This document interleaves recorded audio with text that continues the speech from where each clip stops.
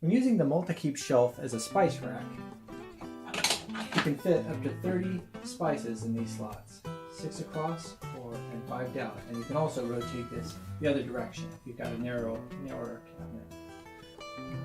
And if you need to make a particular cabinet taller, just go like that. Simple as that. It really has hundreds of different possibilities of how to organize your spices. Most spices come with a label pre-printed on the top. You can also always just get extra spice labels for the top of your jars if you like. One other advantage that we like to do is we put a small rubber foot that goes right under here, and it makes the spice rack tip back. If you want to adhere them, you don't have to. You just stick on so that it leans just slightly back so that when you pop it in, it slides in nicely. The back of this, just like the rest of this product, is 100% solid bamboo.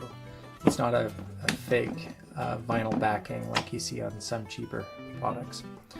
This means that you can drill holes through this wherever you want, and then mount it to the stud or the solid backing of a more sturdy wall, and it will hold up to about 30 pounds, which is more than any spice rack will ever weigh. To really expand capacity, you can add a second spice rack on top of the other one, or side by side. Because this is all solid bamboo, again, you can pre-drill through here and just bolt them together if you like. This is very popular for larger kitchens and also for, say, campers and boats where you want to maximize your shelf space. But it works great in kitchens.